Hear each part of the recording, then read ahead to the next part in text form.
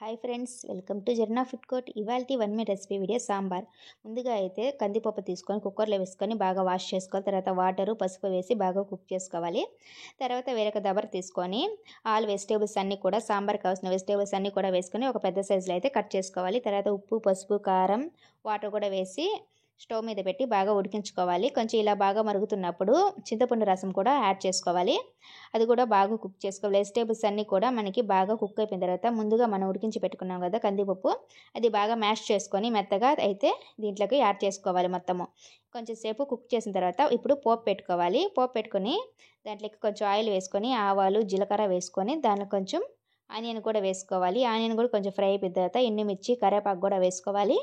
అది ఫ్రై అయిపోయిన తర్వాత ఈ పోపు మొత్తము సాంబార్లోకి యాడ్ చేసుకొని బాగా మరగనివ్వాలి. తర్వాత సాంబార్ పౌడరు, కొంచెం ఇంగువ పౌడరు కూడా వేసుకొని స్టవ్ ఆఫ్ చేసేసుకోవాలి. మరి మన ఛానల్ని ఫస్ట్ టైం చూసి సబ్స్క్రైబ్ చేసుకుని ఫ్రెండ్స్.